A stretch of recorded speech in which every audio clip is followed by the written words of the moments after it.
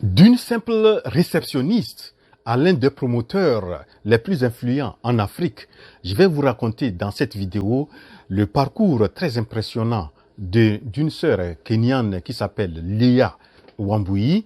Et son parcours est plein aussi de leçons. Donc nous allons voir les leçons aussi de son parcours et pourquoi pas s'inspirer pour pouvoir bien lancer des entreprises prospères et durables en Afrique. Donc suivez cette vidéo jusqu'au bout. Donc nous allons d'abord découvrir qui est Leah Wambui. Leah Wambui, comme je le disais, c'est une Kenyane qui est issue d'une famille modeste, mais une famille qui est dans le business et qui du passé de sa maman, son papa et ses tantes, etc.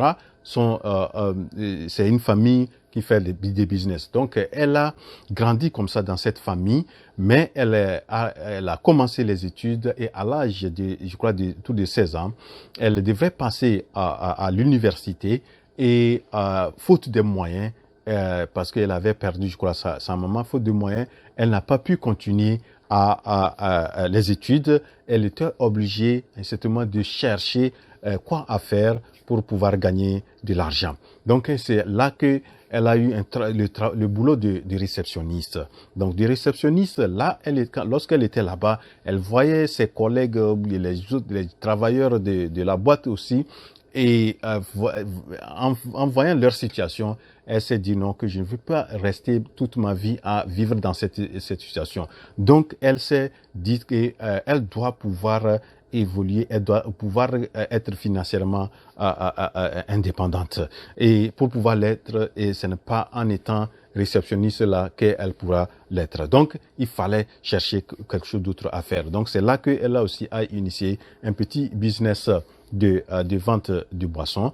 Et dans ces ventes-là, je crois elle a pu économiser de l'argent elle a commencé à faire des tontines avec d'autres femmes et elle a acheté un véhicule pour pouvoir faire aussi de business.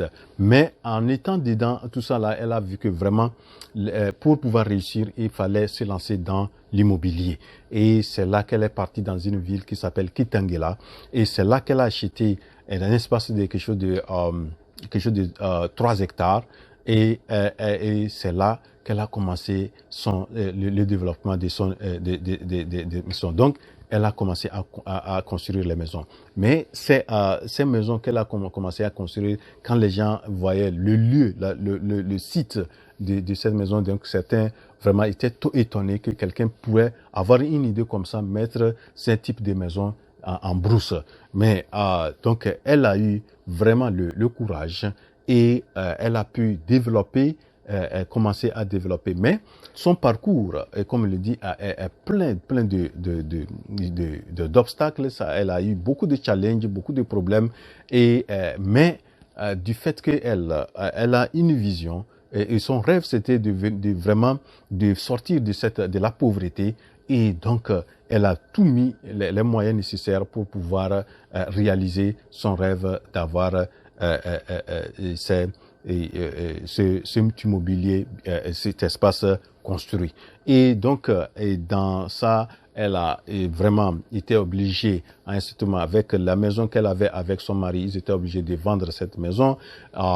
Et aussi, ils avaient investi dans son somme d'argent, certaines de ces entreprises étaient obligées de vendre tout pour pouvoir avoir l'argent pour pouvoir démarrer. Et c'est comme ça, parce que les banques ne pouvaient pas leur donner ne pouvaient pas leur donner de l'argent, donc il fallait vendre ça. Donc c'est comme ça elle a fait. Mais quand elle a commencé, à un certain moment même, ça n'avançait pas.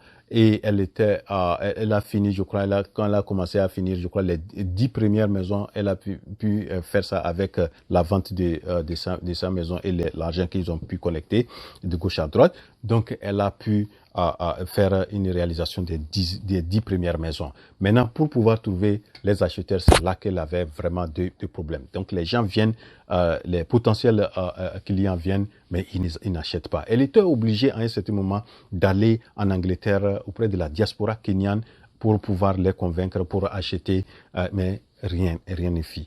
Et donc, à un certain moment, elle était tellement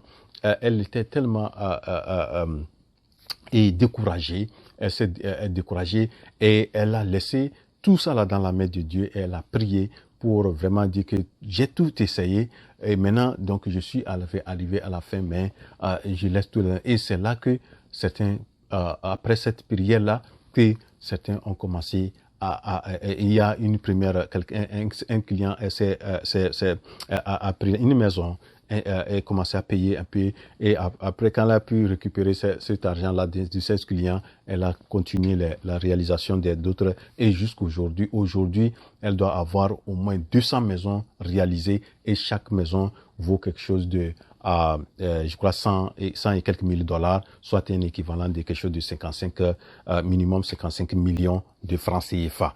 Voilà, donc et si on fait les calculs, on tourne autour de quelque chose de 12 milliards sur toutes ces maisons-là qui sont été et les constructions sont tellement faites de très bien et avec un bon cadre, etc. Tout ça là.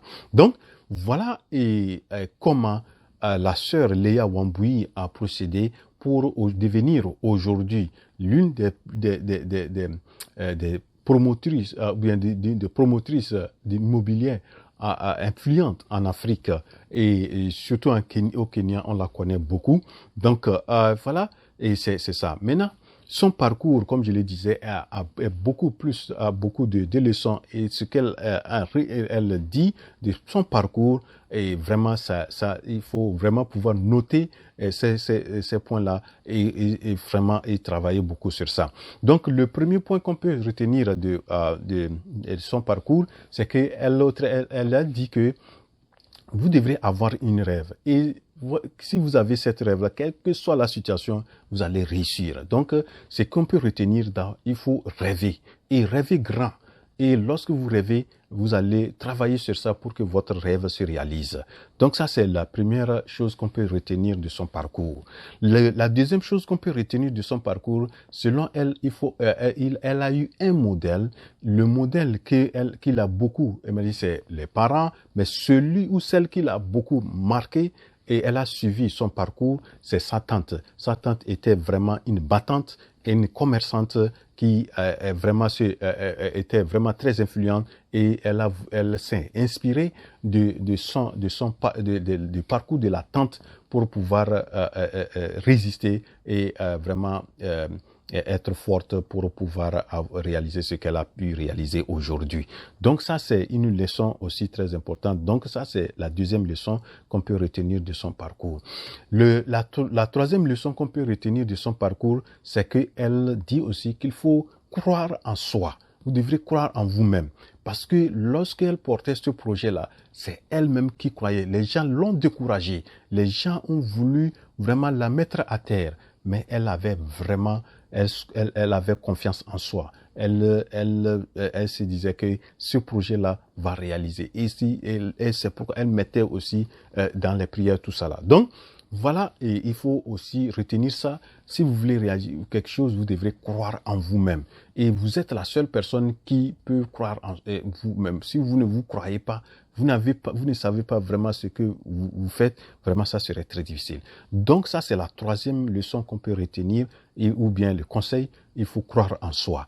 La quatrième chose qu'il faut retenir, il faut croire en Dieu. C'est lui qui est le dernier à décider. Donc, Léa Wambui, lorsqu'elle est arrivée à un certain moment de point de vraiment où elle était presque à abandonner, et c'est là, elle a mis sa prière et Dieu a exaucé sa prière et après quelque temps, les gens ont commencé à acheter ces trucs. Donc, tout entrepreneur, je crois qu'il faut vraiment avoir mettre dans la tête que il devrait avoir Dieu doit être avec vous et il faut prier pour que il soit toujours avec vous.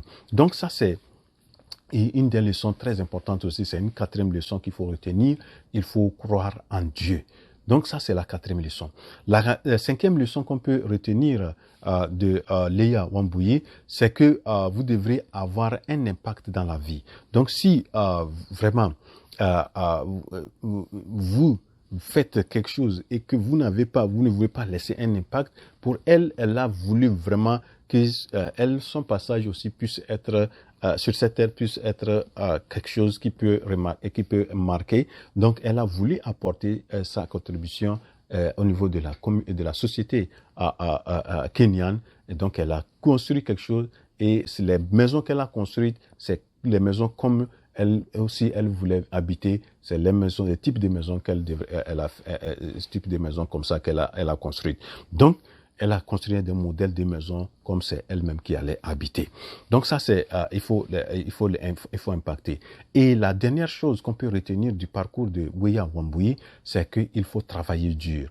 Comme vous le savez, c'est une femme qui a été une femme très battante. Elle a tout supporté. Elle a vraiment travaillé dur pour arriver là où elle est aujourd'hui. Donc, le travail, et il faut le faire et avec votre vision. Voilà donc les leçons ou bien les conseils qu'on peut retenir de ce parcours très impressionnant et d'un autre Kenyan que j'ai présenté la dernière fois. J'avais présenté aussi sur un autre Kenyan, mais cette Kenyane aussi, elle est vraiment une femme battante et vraiment il faut connaître des parcours comme ça et on peut s'inspirer. Voilà ce que j'ai voulu présenter dans cette vidéo. J'espère que vous l'avez apprécié et si oui, cliquez sur la touche j'aime. Et si c'est votre première fois sur cette chaîne et vous tombez sur cette vidéo en même temps, donc ne quittez pas la vidéo sans vous abonner. Abonnez-vous, abonnez-vous, abonnez-vous. Et vraiment, vous pouvez cliquez sur la cloche de notification. Comme ça, à chaque fois que je publie la vidéo, vous avez ça en même temps pour pouvoir regarder. Et donc, voilà mon message d'aujourd'hui. On se retrouve à la prochaine vidéo. La révolution entrepreneuriale en Afrique, c'est maintenant. Je suis votre frère Wuro.